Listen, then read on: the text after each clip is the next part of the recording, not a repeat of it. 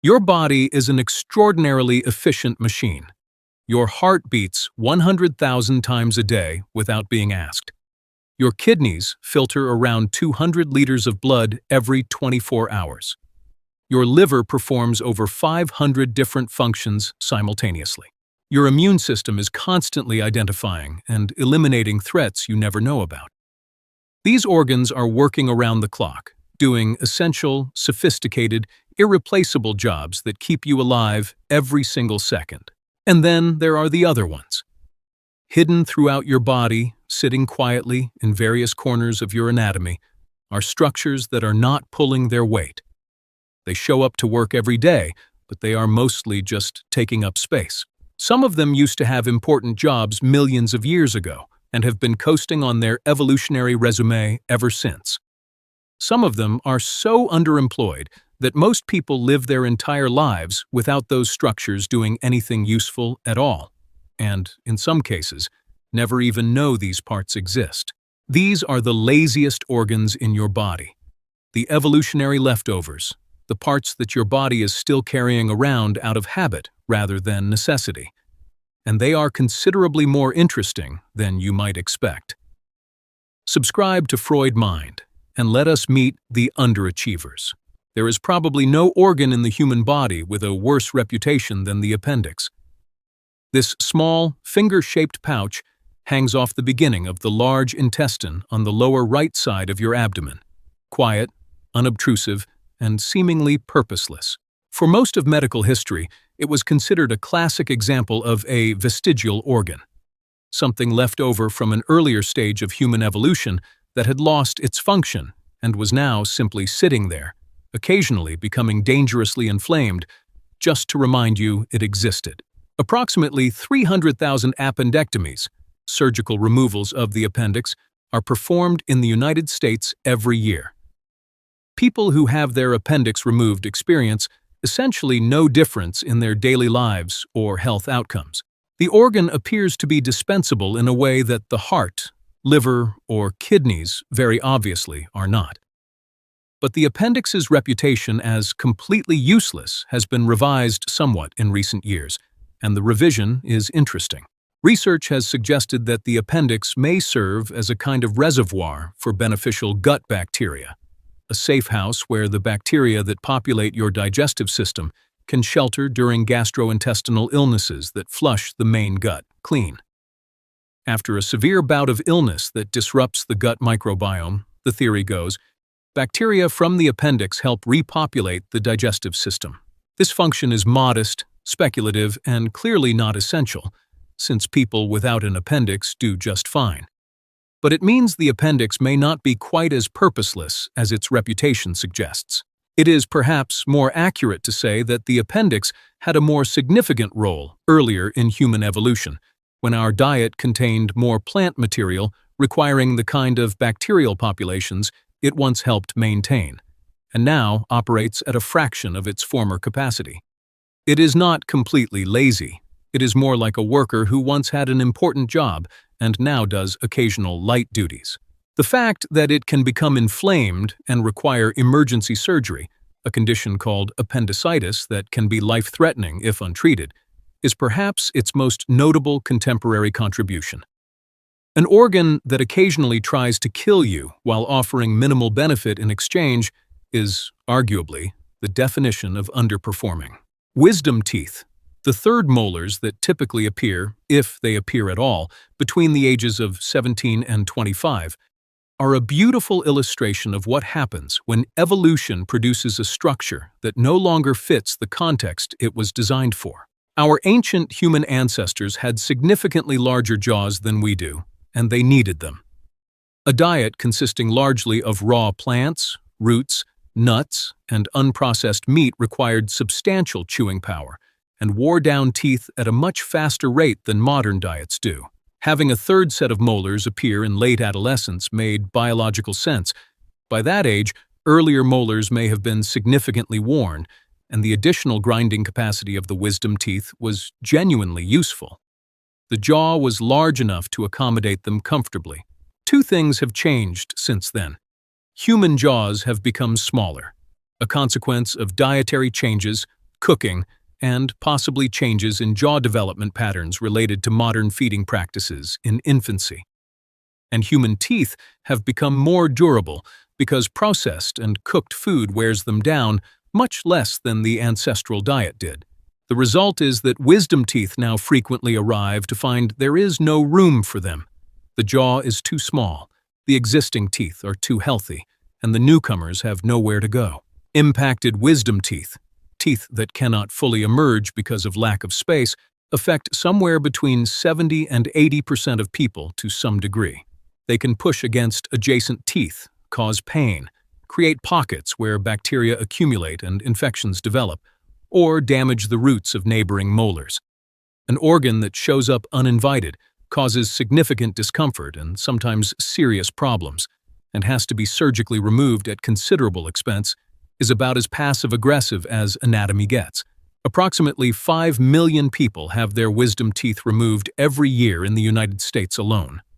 The wisdom tooth is perhaps the clearest example of an evolutionary legacy that has not just stopped being useful, but has turned actively inconvenient. Somewhere at the base of your spine, tucked away where most people never think about it, sits the coccyx, commonly known as the tailbone. 4 small fused vertebrae that serve, in modern humans, as an anchor point for some muscles of the pelvic floor and as a weight-bearing surface when you sit down. These are real functions, not nothing. But the coccyx is not primarily here to do those things. It is here because somewhere in your evolutionary lineage, your ancestors had tails. Not the dramatic tails of movies, the practical, functional tails that most vertebrate animals use for balance, for communication, for steering during movement. The ancestors of modern primates had them. At some point in the evolution of the great apes, the branch that leads to humans, chimpanzees, gorillas, and orangutans, the tail was lost, possibly because upright or semi-upright posture changed the biomechanical role it served. What remained was the skeleton of the base of what the tail once was, the coccyx. Human embryos actually develop a small tail during early development. Around the 5th to 6th week of gestation, the embryo has a visible tail structure that, in normally developing embryos, is subsequently absorbed as development proceeds. In rare cases, this tail does not fully disappear, and a child is born with a vestigial tail of soft tissue. These cases are surgically corrected after birth. The coccyx's modern functionality is modest but real. It is genuinely used by the pelvic floor muscles and gluteus maximus. This puts it in a different category from the pure evolutionary passenger, more in the category of a structure that once served one purpose, lost that purpose, and was repurposed for something smaller and less demanding. It is less lazy than it is underemployed relative to its original design. If you have ever slipped and fallen hard on your tailbone, you know that this small vestigial structure can cause extraordinary pain when injured. An organ that causes significant suffering when damaged while doing comparatively little work is, again, a strong candidate for the most disproportionately high-maintenance part of the body relative to its contribution. The tonsils are 2 small masses of lymphoid tissue sitting at the back of your throat. And for most of the 20th century, they were removed as casually as an optional accessory. Millions of tonsillectomies performed annually on the assumption that these recurring sources of infection were doing nothing useful and were better out than in. The picture has become more nuanced. Tonsils are part of the immune system. Specifically, they are a first line of defense for pathogens entering through the mouth and nose, positioned to intercept bacteria and viruses and initiate immune responses. They are most active in early childhood, when the immune system is building its library of responses to pathogens, and their activity decreases substantially after early adolescence. This is part of why tonsillitis, infection of the tonsils, is most common in children and becomes less of a problem in adults. The reduction in tonsillectomy rates over the past few decades reflects a better understanding of this immune function. Removing the tonsils is no longer considered a casual decision. and the indications for tonsillectomy are now more specific than they once were. But the fact remains that people who have had their tonsils removed, and there are a great many of them, show no consistent evidence of worse immune outcomes as adults. The tonsils' contribution, while real in early childhood, becomes increasingly marginal as the rest of the immune system matures. By adulthood, for most people, the tonsils are doing comparatively little. They are technically part of the immune system, but their workload is a fraction of what it was in childhood. They are the immune system's equivalent of a retiree who occasionally offers advice but is no longer doing the active work. The thymus is an organ that takes the life cycle of the tonsils and makes it even more dramatic. Located in the chest, behind the breastbone, the thymus is absolutely critical during childhood. It is where T cells, one of the most important types of immune cell, mature and are prepared for their role in the adaptive immune system. Without a functioning thymus in early development, the immune system cannot build the sophisticated, specific, learned defenses that protect against pathogens throughout life. After puberty, the thymus begins to shrink, a process called thymic involution, and continues shrinking throughout adulthood. By middle age, most of the thymus has been replaced by fatty tissue. It is still there, anatomically, but most of it is no longer functioning thymic tissue. The organ that was once irreplaceable has, by adulthood, essentially retired. The T cells it produced in childhood are the lasting contribution. They circulate in the blood and lymphatic system for decades, maintaining the immune memory that was built when the thymus was active. But the thymus itself, in an adult, is doing very little. It is the organ that worked incredibly hard for a specific window of time and then gradually phased itself out, leaving behind the work it did rather than continuing to do new work. Tucked deep in the center of the brain, roughly the size and shape of a small pine cone, is the pineal gland. Mysticism and alternative medicine have attached enormous significance to this small structure over the centuries, claiming it as the seat of the soul, the third eye, the gateway to higher consciousness. Descartes famously proposed it as the point at which the mind and body interact. The actual biology of the pineal gland is considerably more modest. Its primary function is the production of melatonin, the hormone that regulates the sleep-wake cycle. In response to signals about light and darkness, the pineal gland releases melatonin in the evening and suppresses its production in the morning, serving as a biological clock that helps synchronize the body's circadian rhythm. This is a real and important function. But it is one function, performed by a small gland using a simple light-dark signal to control a single hormone. Compared to the hundreds of functions of the liver, or the sophisticated real-time monitoring of the kidneys, the pineal gland's workload is extremely light. It is one of the smallest organs in the body, and its daily workload is proportionate to its size. The extraordinary mystical reputation of the pineal gland, its identification as the third eye in various traditions, may partly reflect the fact that in some lizard species, there is a literal photoreceptive organ called the parietal eye, in a position corresponding to where the pineal gland is in mammals.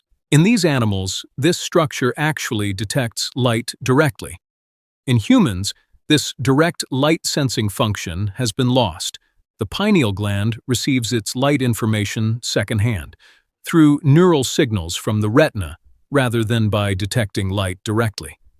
It is an organ that once had a more direct relationship with its primary stimulus and now operates at one remove. The gallbladder is a small pear-shaped organ sitting just below the liver, and its job description is reasonably simple.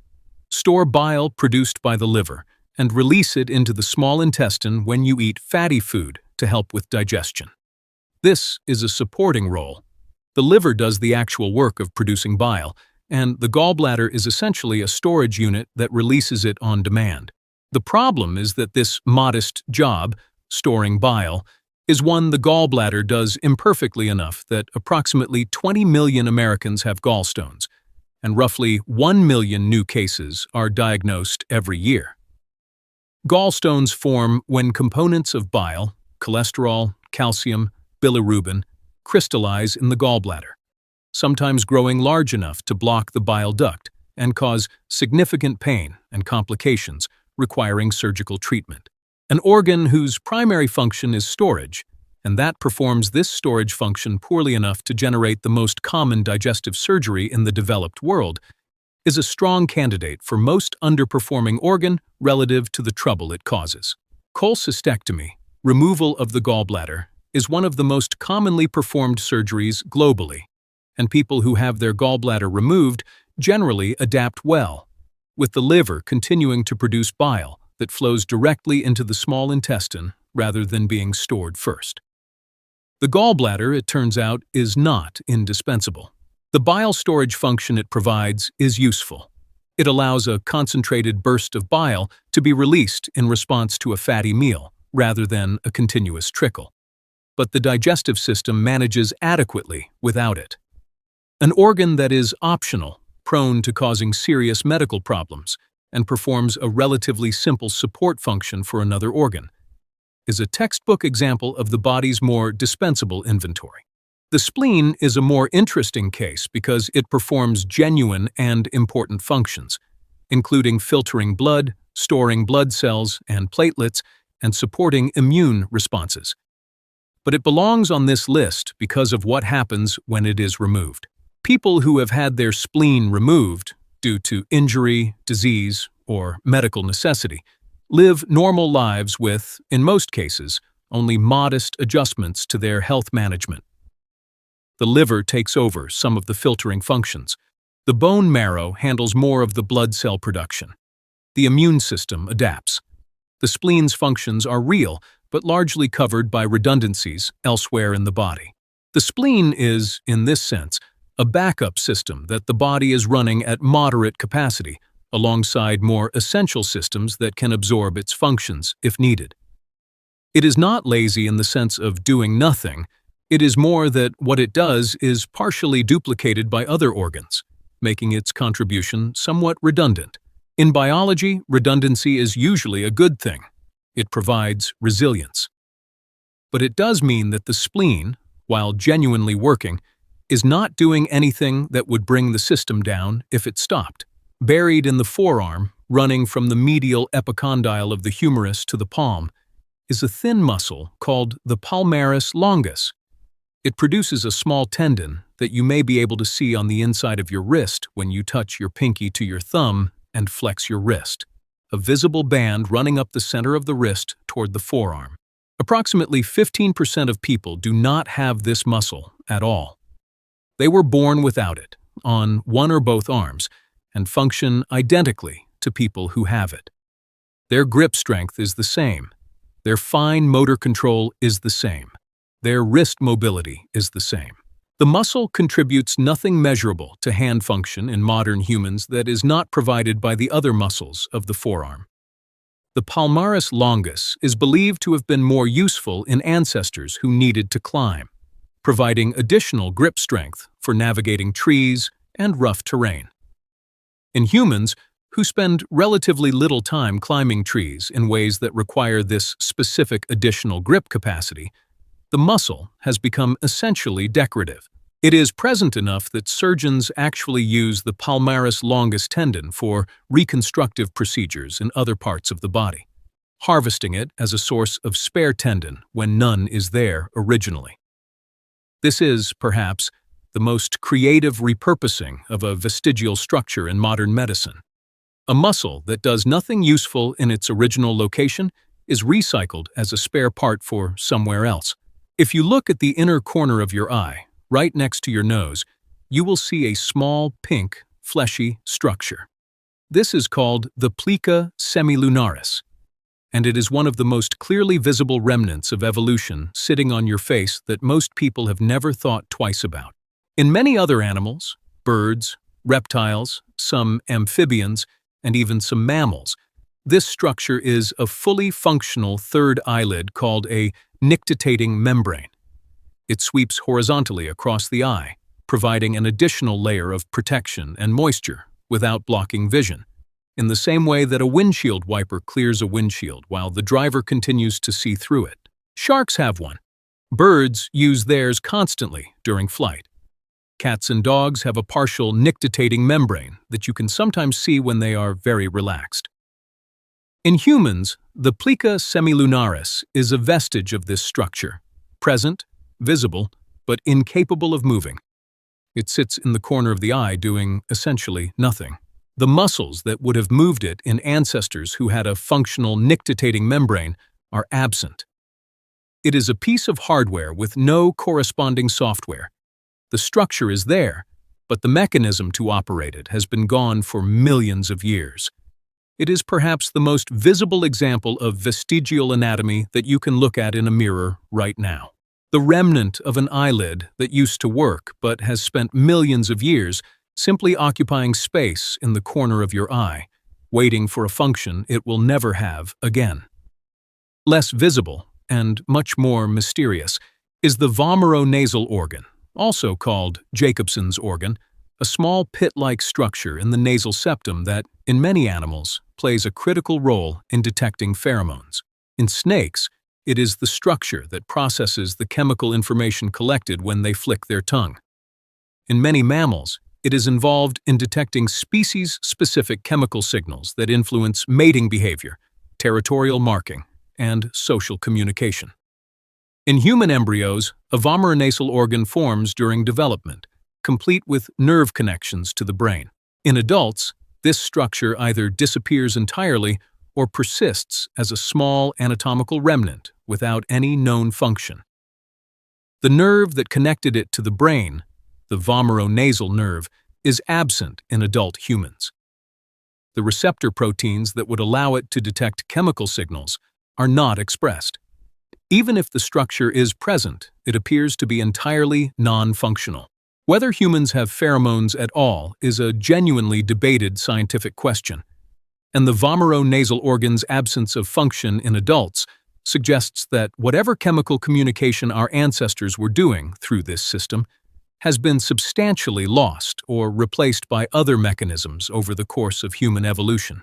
We have, sitting in our nasal passages, the remnant of a sensory organ that once gave our ancestors chemical information about the world around them that we now have essentially no access to.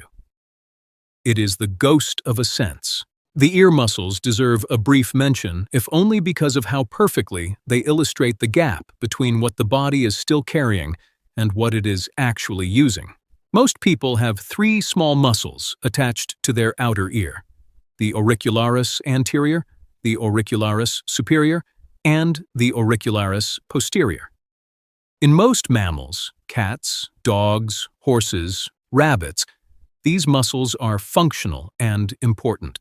They allow the animal to swivel the ear independently, rotating it toward a sound source to better localize and amplify it. Watch a cat tracking a sound, and you will see these muscles at work, rotating the ear with precision toward whatever caught its attention. In humans, the nerve connections to these muscles exist, and brain imaging studies have found that when people attempt to move their ears, the relevant motor cortex activates. The brain is sending signals. But in roughly 80 to 85% of people, the muscles are too weak or the motor coordination is insufficiently developed to produce visible ear movement. The neural wiring is there, the muscles are there. The system just does not work well enough to be useful. The 15 to 20% of people who can wiggle their ears are not demonstrating a special ability, so much as demonstrating that the system is slightly more functional in them than in most people. Not enough to provide the directional hearing advantage it once did, but enough to produce the mildly entertaining party trick that it has been reduced to. Your body is carrying around an extraordinary collection of evolutionary passengers, structures that were once important, that served real purposes in ancestors who lived in different environments with different diets and different lifestyles, and that have been maintained in the human blueprint through the inertia of genetics long after their usefulness faded. Evolution does not discard structures quickly. As long as a structure does not significantly harm survival or reproduction, it tends to persist, gradually shrinking or losing function, but remaining present, sometimes for millions of years after its original purpose disappeared. The human body is not a perfectly optimized machine. It is a historical document, an accumulation of solutions to problems that may no longer exist, written in the language of anatomy. And occasionally, as with the palmaris longus tendon being harvested for reconstructive surgery, or the appendix potentially serving as a bacterial reservoir, the body finds ways to repurpose its passengers into something useful. Biology is nothing if not creative. The laziest organs in your body are doing less than you think, but they are telling you more about where you came from than almost anything else. Like and subscribe to Freud Mind for more.